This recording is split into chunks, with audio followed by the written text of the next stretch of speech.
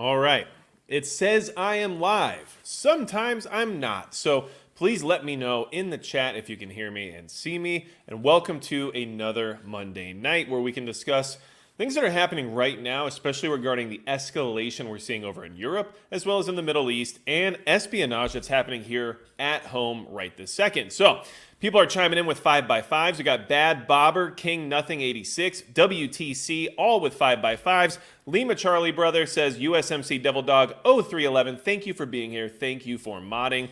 I always appreciate it 100%. And of course, I do have to thank Midway USA for being the biggest financial supporter of the channel. In order to get out here and do these live streams and give this information out, they really help make sure that I can move forward, and they help me out when it comes to preparedness equipment and gear in general. So a big thanks to Midway USA. 5x5 in Canada says David LePage, good to see you. We got Planters Freedom Seeds. What's up to you as well? Chrisio Nemo says 5x4.5. White balance is off a little bit. Well, I'll see what I can do about that. You know, maybe I just got some sun. I'm not sure. 5x5 coming in as well from Gen X Gemini. And of course, the other supporter of the live streams here on this channel is magicpepperbeef.com, where you can get long-term, shelf-stable, high-quality beef products that'll last a very long time that are also not inexpensive. They are pricey. These are luxury items that you add to your preparedness pantry when it comes to your rice, your beans, everything else. But of course, if you use promo code MAGICPrepper, you'll get 15% off your order, and you will, well, save a little bit of money. So only get this stuff if you need the additional supplies to add to what you already have. Nothing crazy, right? Okay, so that's magicpepperbeef.com. Thank you for supporting the live streams. Now, we have a lot to talk about tonight, and I think we need to get to it. And hold on, I think, let's see here. Clear and Good out here says, Cops Help Americans. Thanks for checking in. Porky Prepper, good to see you as well. I see some YouTube channel members checking in. And just so you all are aware, if you are a YouTube channel member or a Subscribe-Star member, I do have the private live stream tonight after this one, so make sure you show up for that. Starts at around 9:45 Central Standard Time, okay? All right, I'm going to move things back around a little bit. I was trying out a new setup here, and I'm not sure if I like it. So, you know, I get very particular about things. I don't like to, you know, experience too much change, right? I'm getting old, as you can tell from my hair, which according to half the internet is dye. So I'm going to keep bringing that up until everyone shuts up about it. Or until morale improves. Now, what's going on with tactical nuclear weapon drills? Well, that's mostly Russia. So let's talk about it. Okay.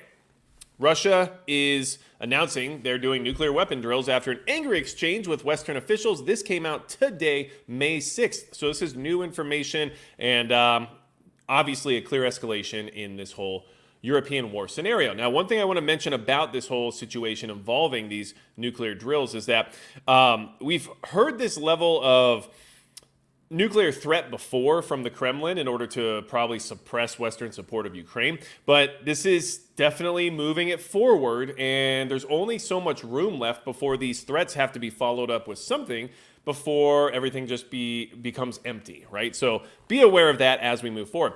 Russia is threatening to strike British military facilities and says it plans to hold drills simulating the use of battlefield nuclear weapons, which is now a euphemism for tactical nuclear weapons, which we know means low-yield nuclear weapons in the sense of kind of like what you see in Starship Troopers, right? So just picture that in your mind and you'll be on the same playing field as me at this point. Russia on Monday threatened to strike British military facilities and said it would hold drills simulating the use of battlefield nuclear weapons amid sharply rising tensions over comments by senior Western officials about possibly deeper involvement in the war in Ukraine. And mostly this is in reference to the UK's David Cameron, I believe, as well as the French President Macron. So, after summoning the British ambassador to the foreign ministry, Moscow warned that Ukrainian strikes on Russian territory with UK-supplied weapons could bring retaliatory strikes against British military facilities and equipment on Ukrainian soil or elsewhere. And of course, we're going to get into this here shortly, but yes, there are UK-supplied weapons in Ukraine, and yes, the UK is saying that they can use them to strike Russian targets, okay? So, the remarks came on the eve of the Russian President Vladimir Putin's inauguration to a fifth term in office, and in a week when Moscow on Thursday will celebrate Victory Day, its most important secular holiday, marking its defeat of Nazi Germany in World War II.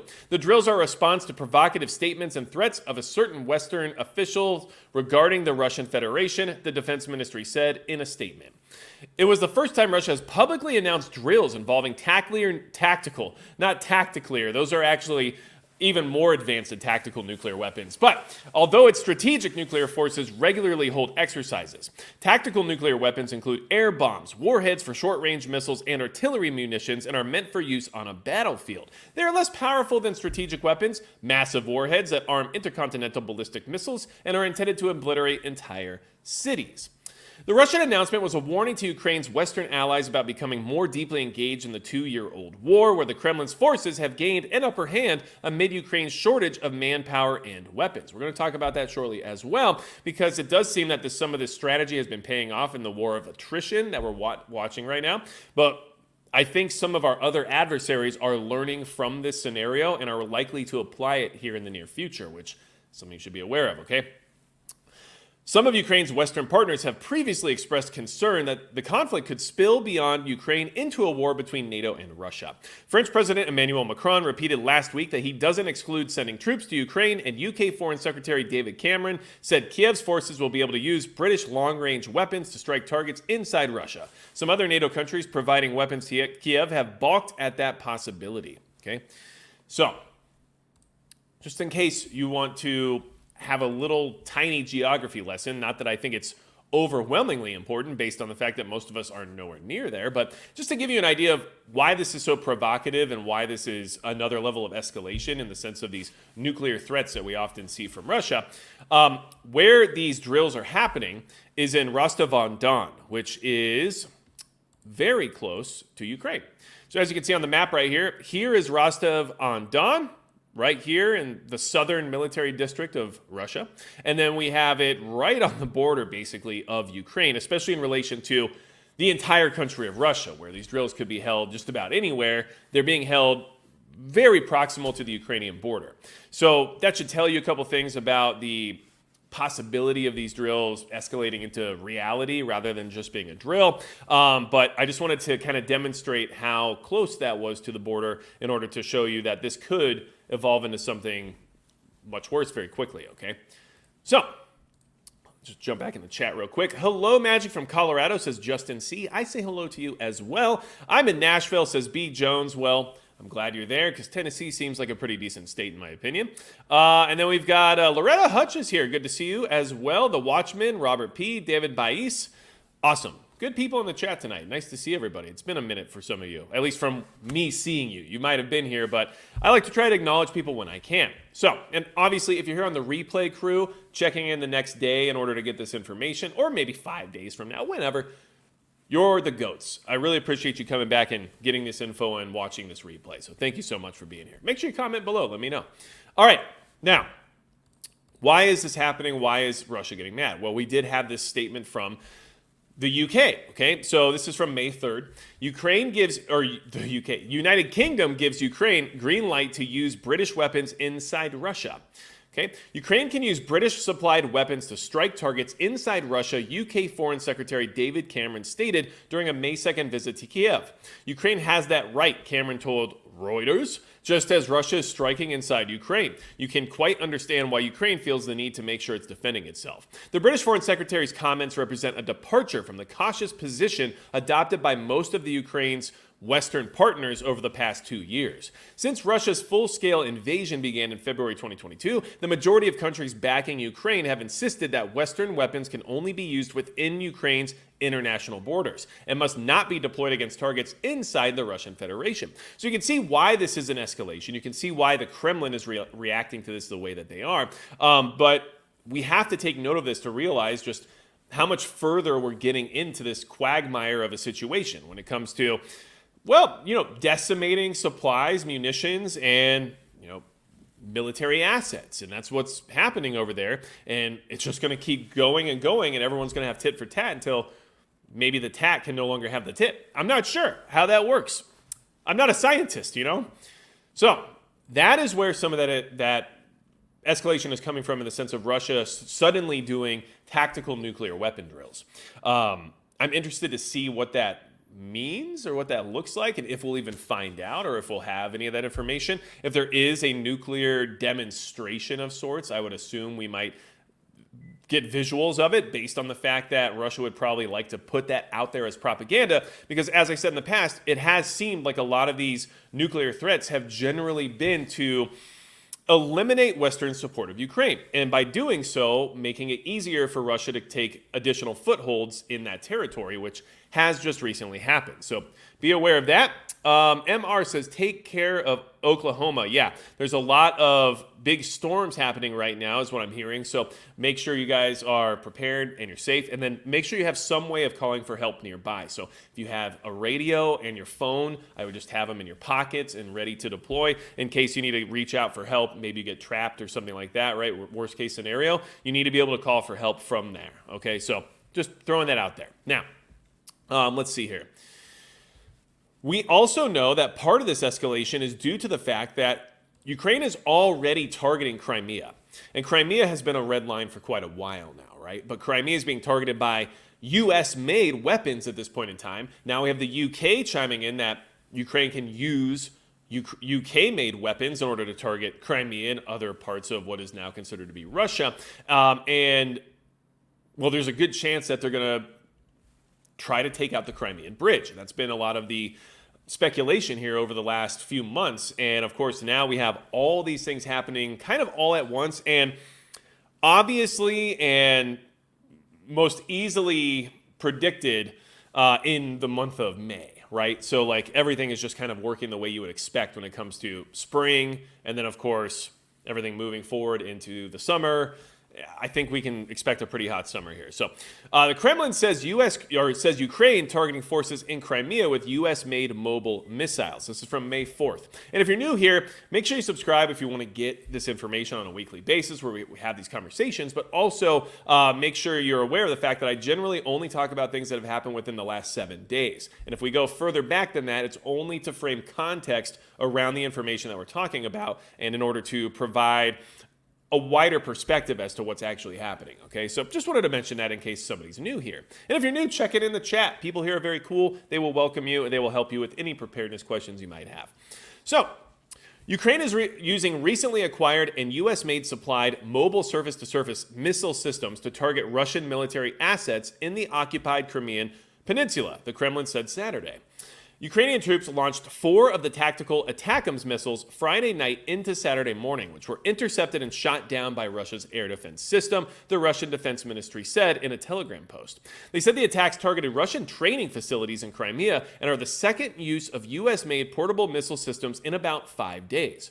So understand that Ukraine is getting comfortable and is trying to push the envelope of using these weapon systems in Crimea, which we know they have a major target there that they have been wanting to destroy for quite a while now. Ukrainian forces on Tuesday deployed 3 of the recently acquired ATACMS missiles to target Russian forces in the Crimea Peninsula, killing an estimated 100 Russian military personnel while destroying a Russian surface-to-air missile defense system in Dzhankoy, according to analysts with the U.S.-based Institute for the Study of War.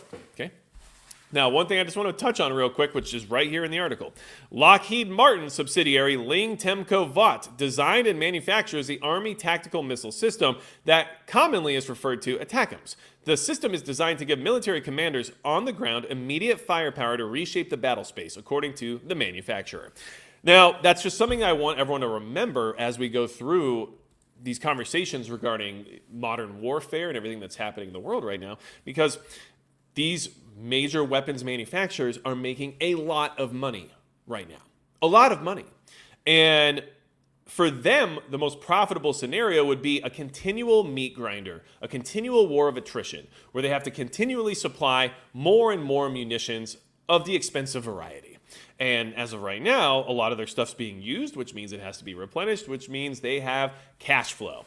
So don't think for a second that this is all just countries who are mad at each other, right? There's, at least in my opinion, plenty of reasons to believe that there is a profit-driven reason behind a lot of these situations that has corporate interest and central bank interest in the sense of continuing this fight for as long as possible before it reaches that tipping point of requiring all-out war, which means once you get to that point, you're already at a very unstable scenario. So Just keep that in mind. We know that these people will make a profit over our dead bodies at any chance possible.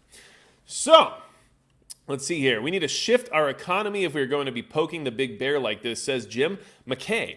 Well, you're definitely not wrong in regards to that, especially in the sense of energy. And the reason I'm saying that is because, countries like Russia and China have quite the amount of power over uranium. And in an ever-progressing society, nuclear power seems to be more and more the most likely energy source that can actually provide the energy required for the size of the population that we're trying to sustain.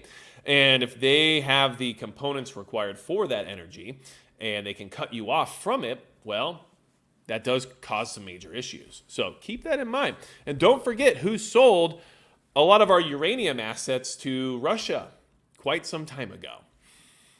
Anyway, let's keep moving forward, okay? There's a profit-driven decision in all aspects of supply and use. That is true, Porky Prepper, 100%. And military assets are no different than everything at your grocery store when it comes to that. Without profit, there's no incentive, and it doesn't have to exist, right? So, speaking of Western, I guess you would say from the Russian point of view, escalations, France has finally followed through with their word of sending troops to Ukraine. Now, this is their foreign legion, which isn't necessarily the same as the proper French military, but I don't know if I was on the other side of the equation here, if that would matter to me or not.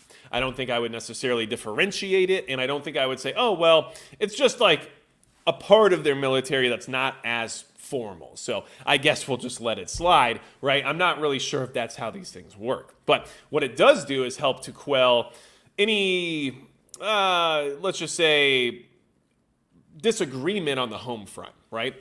So France sends combat troops to Ukraine battlefront. May 4th is when this was reported. And of course, Macron has been talking about this for quite some time. It has been telegraphed for quite a while.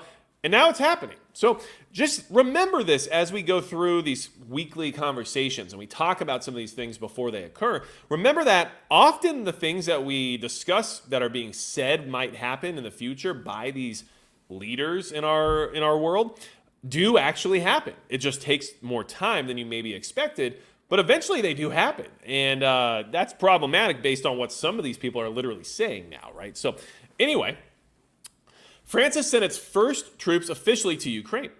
They have been deployed in support of the Ukrainian 54th Independent Mechanized Brigade in Slavyansk. The French soldiers are drawn from France's 3rd Infantry Regiment, which is one of the main elements of France's Foreign Legion. In 2022, France had a number of Ukrainians and Russians in the Foreign Legion. They were allowed to leave the Legion and, in the case of the Ukrainians, return to Ukraine to join Ukrainian forces. It isn't clear if the Russians returned home. The Legion today is run by French officers, but the rank and file are all foreigners. Under the current anonymat, I guess is how you say that, a volunteer who joins the Legion can decide whether to keep his given name or adopt a new one. Legionnaires serve for 3-year terms, after which they can ask for French citizenship. If a legionnaire is wounded, he is entitled to gain French citizenship without any waiting period. There are no women in the Foreign Legion. Okay, so keep this in mind. The Legion is run by French officers. So there are French military personnel operating within the Legion in order to command it, and they are now in Ukraine. So I don't know how much Russia is going to differentiate from this in the sense of France just sending proper military, but I also know that there's been mercenaries there for a long time now. So who really knows how this will be received? But this is part of why Russia is now doing these tactical nuclear drills, because France has been saying it for a long time. Russia has been saying you better not. And now France is doing it.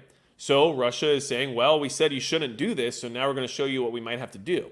So like I said, I don't know if these things are actually ever going to escalate to an actual nuclear weapon being used on the battlefield.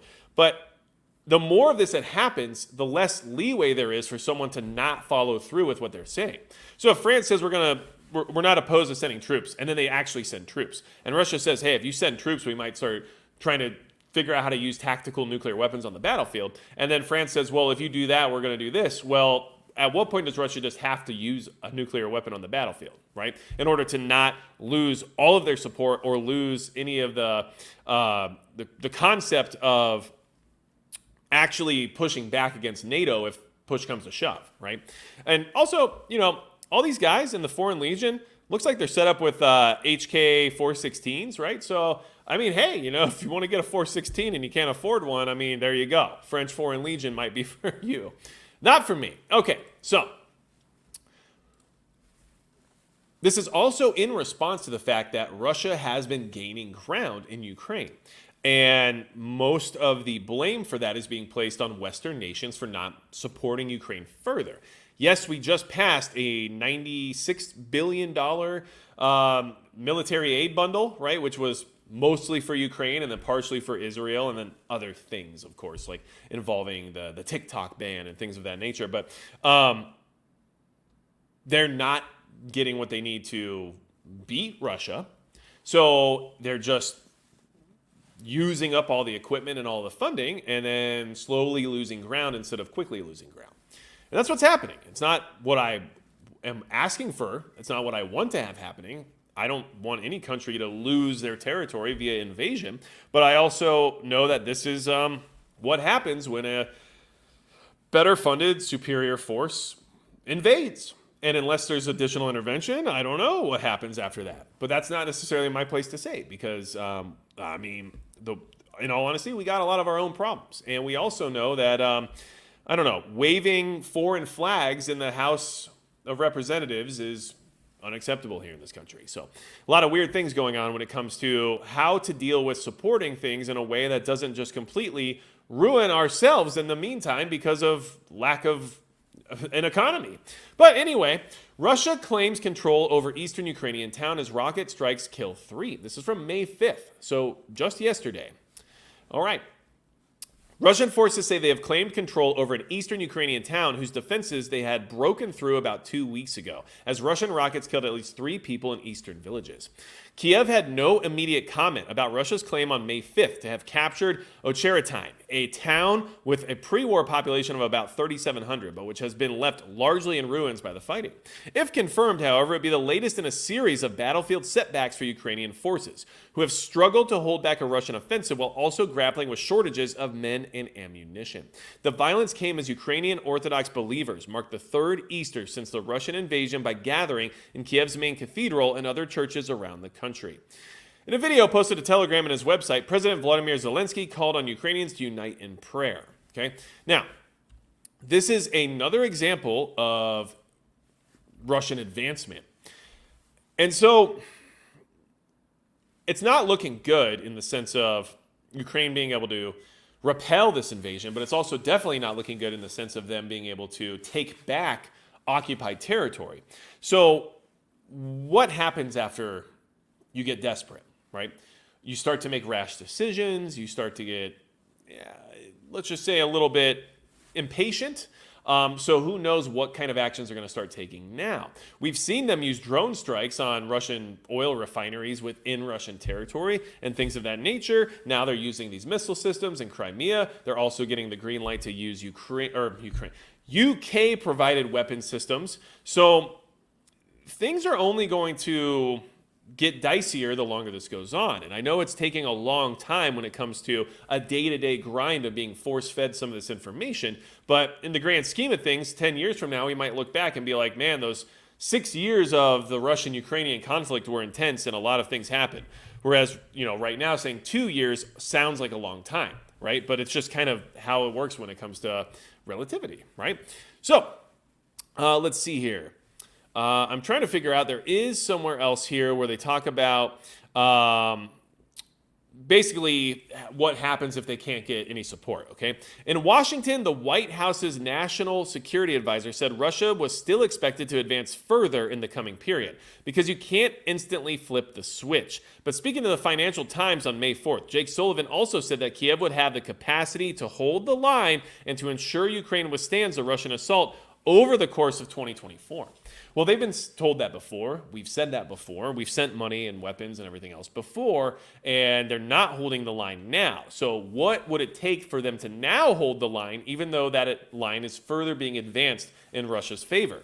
And so that's a question you should be asking yourself based on what level of escalation that could provide. And that is where we are right now. The fact that Russia is publicly announcing the fact that they're going to start doing these drills has me concerned, just because of the fact that anything that's involving nuclear weapons on the battlefield has the propensity to escalate to a super high degree very quickly. All right, so Rip Curl Readiness is here. Good to see you. Let's see here. Keep up with your eyes open and trust in Jesus Christ. Amen, amen, says DP. We have Kevin Ramsey here. Good to see you as well. Gregor Zamina, commercial ad midstream. Okay, got you right there. Yep, that's where we're at. Welcome to YouTube 2024. And here's the thing. We are live, so I can't shut it down.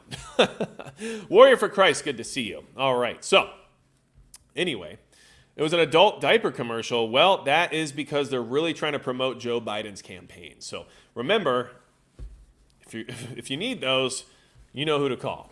Let's move forward. We have an interesting situation happening in the Middle East with additional escalation involved there as well. Okay. Hello, Cherokee Survival. Good to see you. Okay. Now, Israel has begun to cross a line. Now, I'm not personally saying that from my perspective or opinion. What I'm trying to say is, according to countries in their area, a line has been crossed that has been set previously, which means there is the propensity for stability there to get even worse. Okay, and we're going to discuss that here. But one of the topics we've went over in the past is now even more relevant because we've discussed what that line was before, and like I said, it has since been crossed. Okay, Israeli army tells Palestinians to evacuate parts of Gaza's Rafa ahead of an expected assault. Now, earlier today, I posted the thumbnail and I got the live stream set up and got everything ready to go. And then I was reading through the news, and it was interesting because a big part of the thumbnail tonight is no ceasefire, right? Which we know is the case. But at the same time, between posting that and then getting to this live stream, there was the possibility of a ceasefire. And I was like, well, that's interesting. And guess what? The way I posted it was still correct because Israel did not want anything to do with a ceasefire. So here we are, and that is pretty much how I expected things to go. But I was hoping or considering the idea that maybe one was figured out in the sense of moving forward towards an amicable solution, which maybe there isn't one. I'm not an expert on that region. Don't plan on being one because I don't have the entire rest of my life to study it, which is what would be required. But anyway, the Israeli army ordered some 100,000 Palestinians on Monday to begin evacuating from the southern city of Rafah, signaling that a long-promised ground invasion there could be imminent and further complicating efforts to broker a ceasefire in Gaza. The looming operation in the city, where more than 1 million Palestinians are sheltering and a high number of deaths is feared, has raised global alarm, and Israel's closest allies have warned against it. On Monday, the United Nations agency serving Palestinian refugees said it would not comply with the evacuation order. Israel has described Rafah as the last significant Hamas stronghold after some 7 months of war, and has repeatedly said that the invasion is necessary to defeat the Islamic militant group, which unleashed the current conflict with an attack on Israel on October 7th. Okay, so we know what started this whole thing. We know how things have been going. We know that Israel is hell-bent on destroying every single facet of Hamas in the process, okay? This is where we're at. Now, why does this matter to anyone when it comes to preparedness or anyone who's not in the immediate area there? Well, obviously because this also has a propensity to escalate global war, and we know other countries are beginning to get involved, and alliances are being drawn even stronger now than they were previously to this conflict. Not to mention, and this is just my opinion, but these proxy wars, which they are for the United States, indeed proxy wars, based on funding, based on equipment, based on training, and everything else that we provide, okay? These proxy wars aren't the big one yet. And because of that, we are expending resources to support them. And our foreign adversaries are seeing that occur. And so there's one more area where I think we might see this level of escalation occur based on influence from a greater adversary, but that's for later in tonight's conversation where there is evidence of that being a possibility here, okay? So I just want everyone to be aware of that, but this is why these things are happening, at least in my opinion. It's not just because Israel and Gaza are mad at each other. There are foreign interests at play who are part of the financing of these different wars and proxy wars that are hoping to hurt our ability to defend ourselves if that time comes, let's just say, okay? Now, let's see here. Somebody mentioned a tornado warning.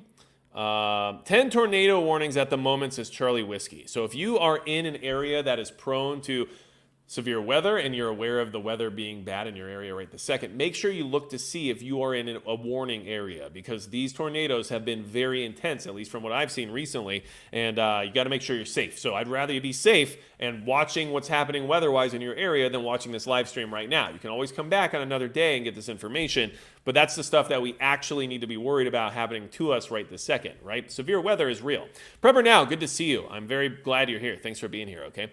So, USMC Devil Dog, we'll get to that, I promise. Trust me.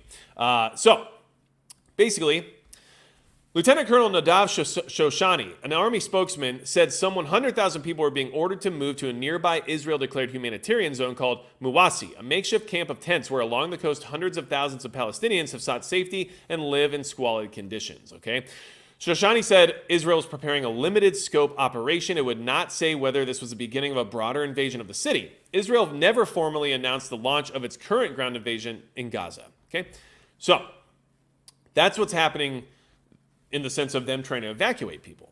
Now, this is where it got interesting today. And this is why I mentioned all that about the thumbnail and the title of today's video and stuff like that, okay, or live stream, sorry. 1 second, we need a little caffeine.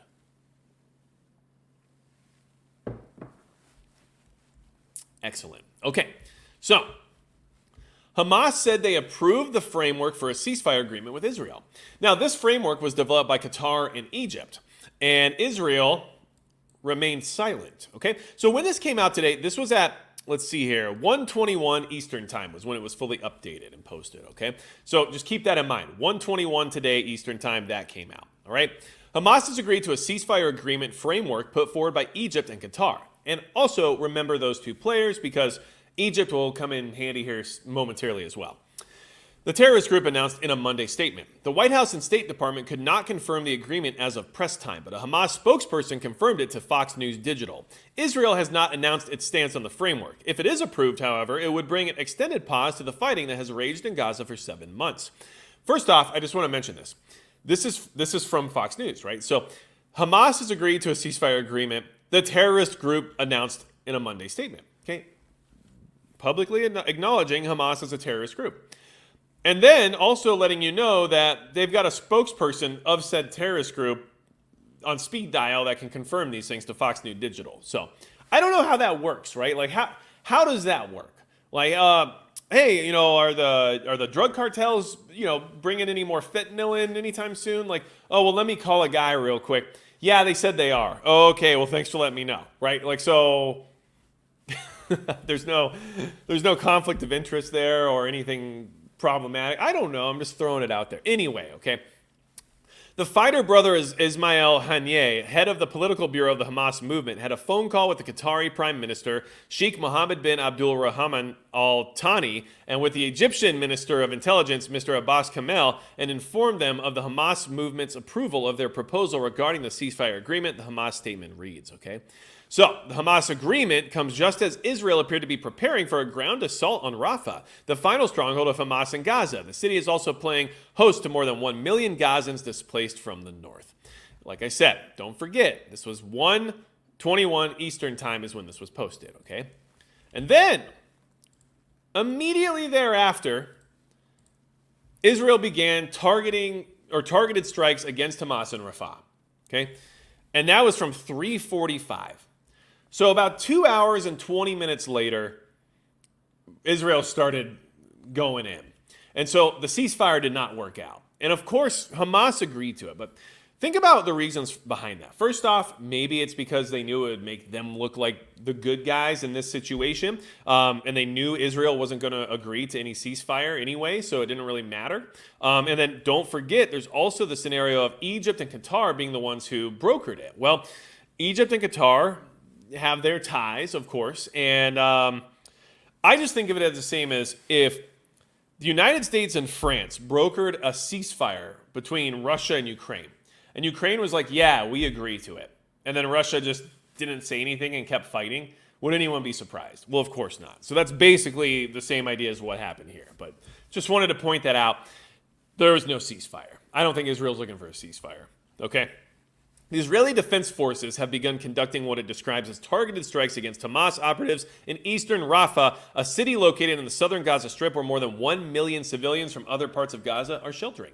Now, this is a big deal. Why? Because Rafa was a red line placed by Egypt, and that is going to come into play here now in the near future, especially with the displacement of all of these Palestinian refugees. This is problematic for everyone in the region, and it's creating a lot of enemies for Israel, and it's causing a lot of these other countries to cozy up to what would be our foreign adversaries like Iran. So I'll talk about that here in just a minute, but this is why Rafa is a big deal. It's not just because Israel is doing more military stuff. It's because this was a red line that was placed by other countries, and then what does that do? It escalates the possibility of a global conflict because now more countries are involved and more countries are being disrupted due to the actions of a country whose ally is the United States, right? So, per the office of Israeli Prime Minister Benjamin Netanyahu, the war cabinet has unanimously decided that Israel would continue exerting military pressure on Hamas in Rafah to promote the release of hostages and the other goals of the war. And a lot of that was problematic in the ceasefire discussions as well, because Israel basically said they aren't going to agree to a ceasefire that doesn't basically give them back all their hostages, right? So Israel announced earlier on Monday is ordering around 100,000 Palestinians to begin evacuating, right? So we already went through that announcement. Now they're already doing the military action. So a lot happened in a very short span of time today. And this is a problem, okay? Also, keep in mind, the U.S. has said it opposes a Rafah invasion unless Israel provides a credible plan for protecting civilians there. They have not. They're not worried about it. They are doing what they're going to do. They don't care what anybody else says or thinks at this point in time. So why is Rafa a big deal? So we went over this, I'm pretty sure this exact article a few weeks ago, maybe even 4 weeks ago. Let's see, when was it published? February 11th. Wow, it was a long time ago. So give me 1 second here. A prepper with highlights. Well, that's a first. Had to stop in. Jobu must be new here. I'm glad you mentioned it. If anyone in the chat wants to fill Jobu in about the fact that I don't dye my hair, that would be great because it's just such a thing lately. And I think it's because I got a haircut where it became a lot more prominent, but I guarantee you this is just how I'm aging. And I had one person recently argue with me multiple times about it, which I found interesting considering I'm the human being with the hair. But what do I know? Also, in case anyone really wants to know, I have vitiligo. You just can't tell because I'm as white as a vampire. But yeah, I suffer from a skin disease, I guess you could say. Michael Jackson and I have that in common, pretty much nothing else. So, let's go ahead and keep moving. Here's why the Rafa thing's a problem. I'm glad I caught that, Jobu. No offense to you. I'm not trying to be mean to you or anything. I get why you might assume that. But it is a funny thing and a funny reoccurring theme here. And I also suggest anyone who's actually thinking that I dye my hair or have highlights or whatever, go back to every video I've ever made on this channel and you can actually see the aging progression of my hair spot getting bigger and bigger and bigger throughout the last 5 years that I've been posting videos. So, Egypt threatens to suspend key peace treaty if Israel pushes into Rafah on its border, officials say. This is from Sunday, February 11th, 2024. Now, like I said earlier in the chat tonight, we go back in time sometimes to create context around why some of these events are important or why escalations are considered to be imminent regarding the current events, okay? This key peace treaty between Egypt and Israel is a big deal. It's what made them be buddy-buddy for a while. And it's pretty much going to go away now, at least from what it seems, okay? Egypt is threatening to suspend its peace treaty with Israel if Israeli troops are sent into the densely populated Gaza border town of Rafah, where it says fighting could force the closure of the besieged territory's main aid supply route, two Egyptian officials and a Western diplomat said Sunday. The threat to suspend the Camp David Accords, a cornerstone of regional stability for nearly half a century, came after Prime Minister Benjamin Netanyahu said sending troops into Rafa was necessary to win the 4-month war against the Palestinian militant group Hamas. Okay, so this happened. Okay, the reason this is such a big deal is because Egypt doesn't want these refugees. They don't want them in their country. All the surrounding countries don't want them in their country. So if this happens and refugees start showing up, it's going to create a lot more tension that already exists. All right. So this is what was said. This is the red line that has now been crossed. I expect there to be more issues when it comes to ceasefire negotiations and things of that nature. But it's also pushing people into each other's arms in a very intimate way. What do I mean by that? Well, not like Match.com, but more like hugs across the table. Egypt and Iran agreed to continue consultations on normalizing relations. Okay, this is from May 5th. Surprise, surprise.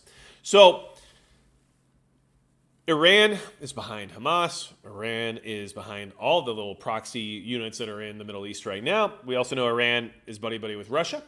They work well with China. They're a foreign adversary. They just are.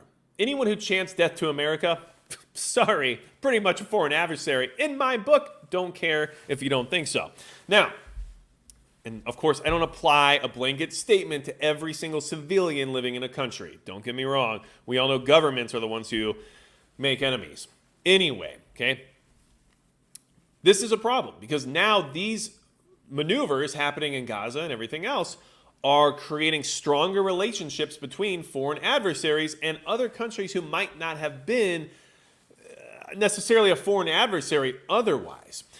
And as this global conflict scenario continually evolves and becomes larger and more intense, these relationships are going to matter.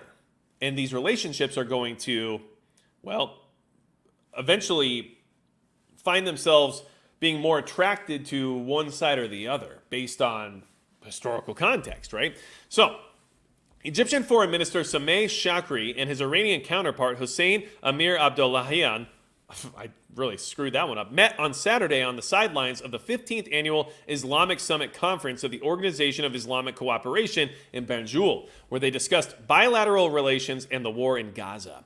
Shakri and Abdollah agreed to continue consultations to address all outstanding topics and issues towards normalizing relations, the Egyptian Foreign Ministry said in a statement. The meeting also touched on the Egyptian-Iranian bilateral relations in light of previous meetings between the two ministers and the directives of leadership of both countries. Egyptian President Abdel Fattah al-Sisi met his Iranian counterpart Ebrahim Raisi last November on the sidelines of the Arab Islamic Extraordinary Summit hosted by Saudi Arabia. Since then, telephone contacts between the two sides have multiplied, both at the presidential and ministerial levels. They mostly focused on the situation in the Gaza Strip and fears of escalation of regional tension, according to official statements from both sides.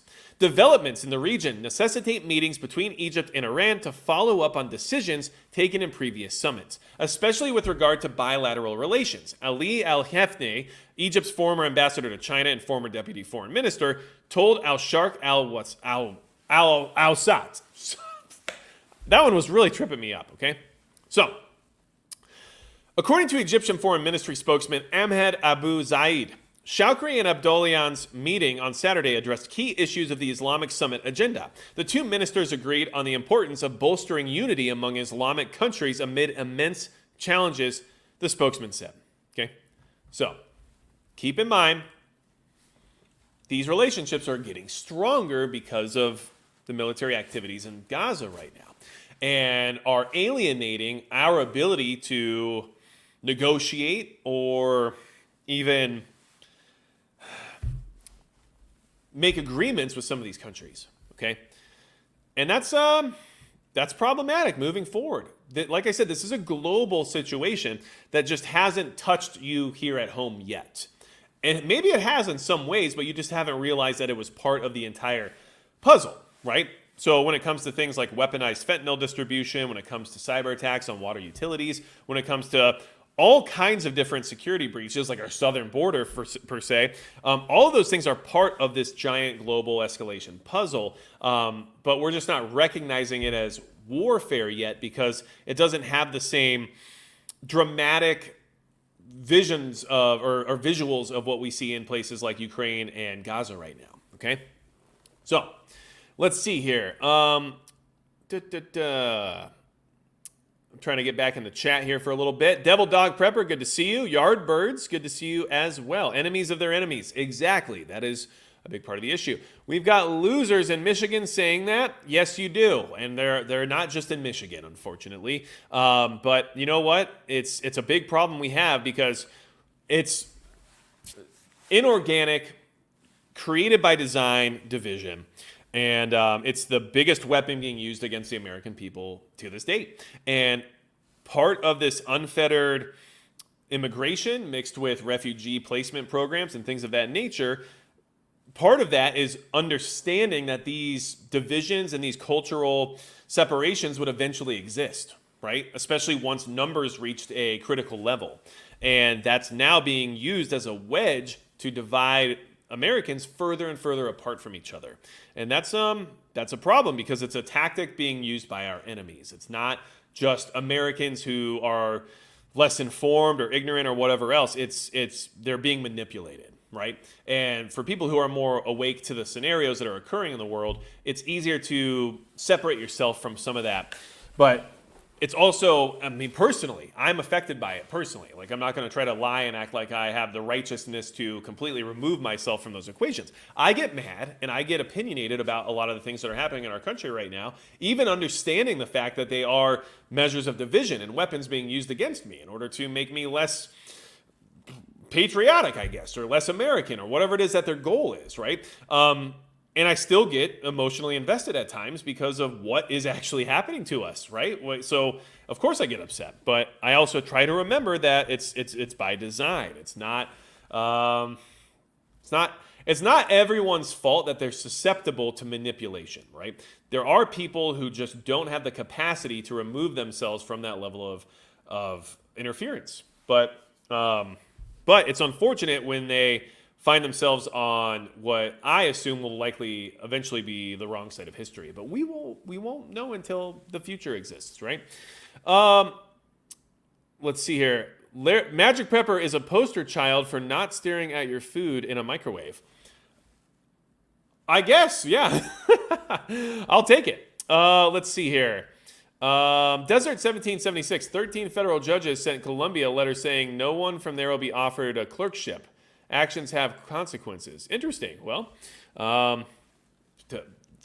everything has consequences. But the same goes for us here in the preparedness community, right? By preparing and by partaking in, Second Amendment rights and by stockpiling and trying to network and build community, well, what's the consequence of that? You get put on a list. You usually have some level of infiltration in your life, whether or not that's just being surveilled from a distance on social media or whether or not that's literally someone being implanted in your group and possibly, I don't know, trying to convince you to kidnap somebody. Stuff like that happens. So everything has a consequence these days, doesn't it?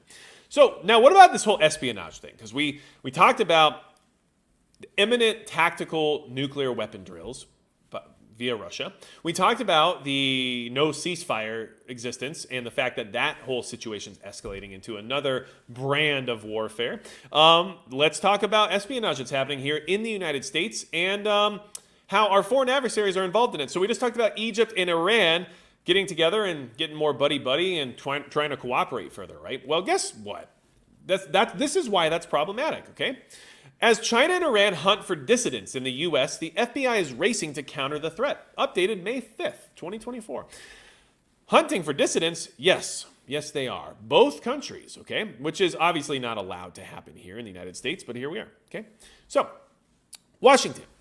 After a student leader of the historic Tiananmen Square protests entered a 2022 congressional race in New York, a Chinese intelligence operative wasted little time enlisting a private investigator to hunt for any mistresses or tax problems that could upend the candidate's bid, prosecutors say. Now, just going off that first line, I just want to mention something really quick here. If you see blackmail or dirt being brought up on political opponents or political, we'll just call them people, right? Keep in mind that could be foreign espionage that's bringing that to the table. That could be foreign interference, right? Like this is where we are now. In the end, the operative ominously told his contact violence would be fine too.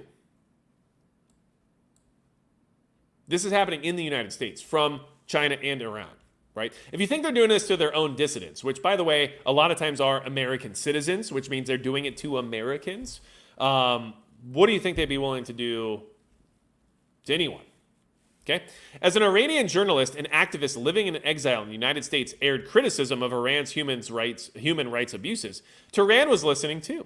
Members of an Eastern European organized crime gang scouted her Brooklyn home and plotted to kill her in a murder-for-hire scheme directed from Iran, according to the Justice Department, which foiled the plan and brought criminal charges.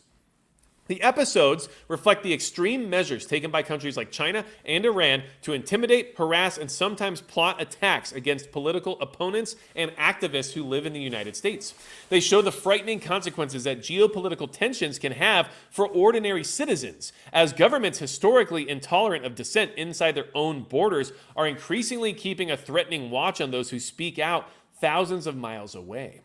We're not living in fear. We're not living in paranoia. But the reality is very clear that the Islamic Republic wants us dead, and we have to look over our shoulder every day, the Iranian journalist Masih Alinejad said in an interview. Okay? The issue has grabbed the attention of the Justice Department, which in the past 5 years has charged dozens of suspects with acts of transnational repression. Senior FBI officials told the Associated Press that the tactics have grown more sophisticated, including the hiring of proxies like private investigators and organized crime leaders, and countries are more willing to cross serious red lines from harassment into violence as they seek to project power abroad and stifle dissent. Foreign adversaries are increasingly making well-funded intimidation campaigns a priority for their intelligence services, and more countries, including some not seen as traditionally antagonistic to the U.S., have targeted critics in America and elsewhere in the West, said the officials who spoke on condition of anonymity to discuss their investigations. Okay. The Justice Department, for instance, announced a disrupted plot last November to kill a Sikh activist in New York that officials said was directed by an Indian government official.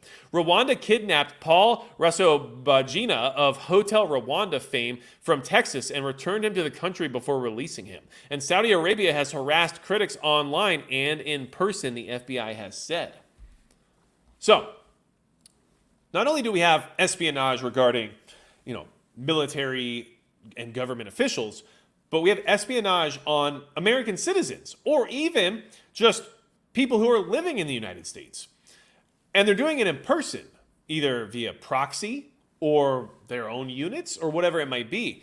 And as things escalate in the realm of this war that's occurring, in Europe as well as in the Middle East, I would expect more of this to happen. The other thing to keep in mind is that at what point does this stuff start happening to even people like me, right? And I'm not trying to say that because I'm like some big deal, right? I don't feel like I am compared to many other live streams and podcasts or whatever else you want to call this. There's a lot of people who are putting a lot more detailed information and have a lot more inside information that's probably more problematic and dangerous than what I try to do here, right? Because I just don't have that kind of access. But still, if I were to sit on here and start criticizing some of these foreign countries, whether or not they're friendly to the United States or not, right? You say something bad about Israel, you say something bad about Hamas, right? You say something bad about Ukraine, you say something bad about Russia. At what point do they start sending people to knock on the door or to intimidate or to dig up dirt, right? So it is moving into that realm. And that's something you should be aware of and something that's happening in our country, which is unacceptable, right? So let's see here. Magic Prepper's girlfriend's shopping history is displayed for all of the people to see. Yeah, that's because YouTube made a big stance about ad blockers. And by the way, I don't have a girlfriend, I have a wife. So there's that too. But either way, besides, maybe that's for me. Wouldn't that be interesting, right? A lot of people here also seem to assume that's something I would probably wear. So keep that in mind if that makes you sleep better at night. Now, let's see here. Let's see. Vegans have the powers of anemia and hair loss, says look a rabbit. Okay. Well, you know what? I don't have anything to argue against that because I just don't know. Maybe you're right. Now, let's move on to things about China because we talked about Iran. Now we're moving to China, right? Because don't forget them. But here's when we're going to go full circle here, okay? Remember how I said that these proxy wars and these things springing up in other parts of the world are starting to deplete resources in the United States when it comes to military assets, equipment, even just money, right? Like we're depleting a lot of money. I don't have the money to just give away to everyone else. Where's all that money coming from, right? We're 34 trillion in debt, but what do I know? So U.S. allies aircraft shoots down suspected Chinese balloon. This was reported May 3rd, okay? These balloons are not just for the United States, but I want you to really think about this possibility as we move forward here. South Korea's Air Force shot down an unidentified balloon in late March after the object, thought to have originated in China, crossed the country's de facto maritime border with the North, according to multiple local media accounts. The incident, first reported by South Korean broadcaster SBS on Thursday, happened in the weeks leading up to the country's mid-April general election, prior to which officials in Seoul had warned of possible interference by Pyongyang. Inter-Korean relations remain frosty amid North Korean leader Kim Jong-un's frequent missile tests, and his regime's promise to launch more spy satellites into orbit this year. North Korea has yet to comment on the incident. Its embassy in Beijing did not respond to a written request for comment. Okay, so Chinese balloons in South Korea. Interesting. What else is going on in South Korea? Well, more escalations between them and the North, okay? Anti-terrorism alert raised for 5 overseas South Korean diplomatic missions, okay? And this was published May 3rd, or updated May 3rd, published May 2nd. South Korea heightened its anti-terrorism alert status for 5 of its diplomatic missions by 2 levels on Thursday, in response to recent intelligence indicating North Korea's attempted acts of terrorist attacks against South Korean diplomats. The government convened a meeting and decided to raise the state of its 4-tier alert from attention to the 3rd highest level of alert for the 5 missions, officials said. The 5 missions are South Korean embassy in Cambodia, Laos, Vietnam, Vladivostok, and the consulate in the northern Chinese city of Shenyang. The alert level is issued when there's a likelihood of terrorism, the government said. In recent years, North Korea has repeatedly reaffirmed its stance against all forms of terrorism. Okay? Now, there has been speculation from the North saying that this is being done because the current regime in South Korea is losing power and they're using these different terrorism scenarios to try to gain that power back and then use it as a way to maintain power. There's a lot of that speculation happening too, which I always try to bring both sides of the conversation in when I can because we need that perspective to generate our own opinions, right? But what I will say is that China has been watching Russia. China has been watching Hamas, right? Iran. China has been watching these global conflicts. What has China noticed? Well, China has noticed that funding and equipment and everything else has been slower and slower to get to Ukraine. And it has noticed that the global support in the sense of the West has been getting less and less positive for Israel, right?